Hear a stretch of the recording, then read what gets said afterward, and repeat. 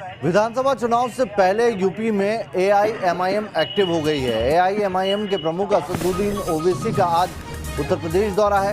लखनऊ में आज ओवैसी और ओम प्रकाश राजभर की मुलाकात होने वाली है। उत्तर प्रदेश विधानसभा चुनाव के लिए एआईएमआईएम और राजभर की एसबी-एसपी में गठबंधन हुआ है। लखनऊ के बाद बहराइच जाएंगे असदुद्दीन ओवैसी, जहां पर वो सैयद सालार गाजी मसूद की दरगाह पर चादर चढ़ाएंगे। साथ ही एआईएमआईएम का जो पहला उत्तर प्रदेश के अंदर दफ्तर है उसकी भी उद्घाटन करेंगे। गाजी के मज़ार पर जाने को लेकर बीजेपी ने राजभर पर हमला बोला है। बीजेपी ने कहा है कि राजभर को देना होगा इस पर जवाब, क्योंकि राजभर समाज की जो पूरी पॉलिटिक्स रही है वो गाजी के खिलाफ रही है। विधानसभा चुनाव से पहले उत्तर प्रदेश में अपनी पहुंच बढ़ाने के लिए असदुद्दीन ओवैसी की पार्टी एआईएमआईएम बहराइच जिले में अपना पहला पार्टी दफ्तर आज खोलेगी। इंशाअल्लाह दोबारा योगी को उत्तर प्रदेश का मुख्यमंत्री नहीं बनने देंगे, नहीं बनने देंगे। अगर उन्होंने भारतीय जनता पार्टी को चैलेंज किया तो भारतीय जनता पार्टी का कार्यकर्ता उनके चैलेंज को स्वीकार करता है। यूपी में चुनाव को अब चंद महीने बाकी है। ऐसे में तमाम दलों ने अपनी तैयारी शुरू कर दी है। बंगाल में बुरी तरह पिटने के बाद अब असदुद्दीन ओवैसी की पार्टी एआईएमआईएम यूपी में ताल ठोकने जा रही है, जिसकी नींव रखने के लिए आज राजधानी लखनऊ से लगभग 120 किलोमीटर दूर बहराइच जिले में पार्टी पहला दफ्तर खोलने जा रही है।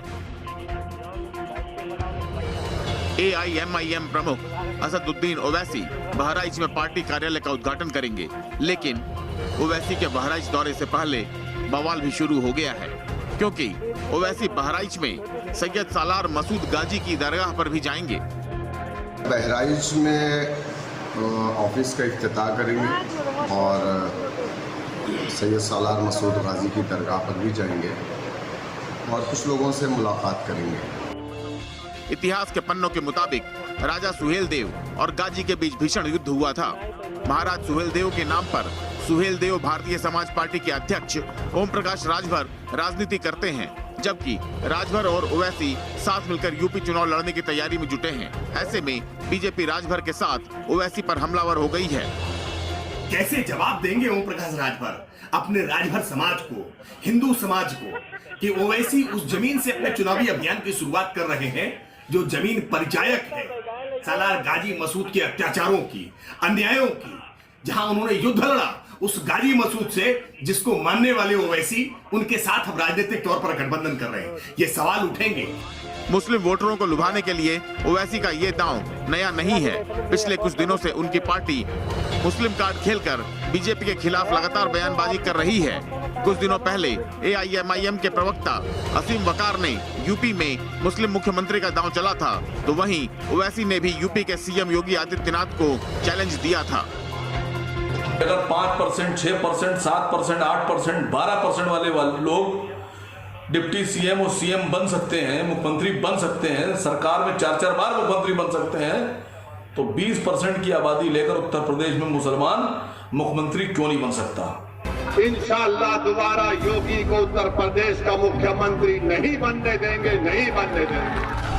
अगर हमारे हौसले बुलंद रहेंगे, मेहनत करेंगे तो सब कुछ होगा इंशाअल्लाह ताला। मगर हमारी कोशिश यही है कि दोबारा उत्तर प्रदेश में बीजेपी की सरकार ना बने। असदुद्दीन ने हवा में ये दावा क्या उछाला कि उनको जमीन पर लाने के लिए खुद मुख्यमंत्री सामने आ गए और उनकी चुनौती कबूल करते हुए चुटकी भी ली। ओवैसी जी देश के बड़े नेता हैं और देश के अंदर प्रचार में जाते हैं, उनका अपना एक जनाधार है। अगर उन्होंने भारतीय जनता पार्टी को चैलेंज किया तो भारतीय जनता पार्टी का कार्यकर्ता उनके चैलेंज को स्वीकार करता है। भारतीय जनता पार्टी की सरकार बनेगी, कोई संदेह नहीं होना चाहिए। दरअसल ओवैसी की पार्टी की नजर यूपी के 20% मुस्लिम वोट बैंक पर है। यूपी में 100 ऐसी सीटें हैं जहां मुस्लिम मतदाता जीत और हार तय करते हैं, लेकिन ओवैसी को 2017 की हार भी याद होगी, जब इसी मुस्लिम वोटरों के सहारे वो यूपी के चुनावी समर में उतरे थे और उनकी पार्टी को बुरी तरह हार का सामना करना पड़ा था। एआईएमआईएम ने 2017 के विधानसभा चुनाव में 38 सीटों पर अपने प्रत्याशी उतारे थे, जिसमें एक भी सीट पर सफलता हासिल नहीं हुई थी। पार्टी को पूरे उत्तर प्रदेश में 2,05,232 वोट मिले, जो मात्र 0.2% ही थे। लेकिन पिछले साल बिहार में हुए विधानसभा चुनाव में पार्टी को मिली कुछ सीटों से यूपी को लेकर ओवैसी का उत्साह बढ़ा हुआ है। देखना यह होगा कि AIMIM यूपी में मुस्लिम वोटों में सेंधमारी करने में कितनी सफल हो पाती है। Team news nation.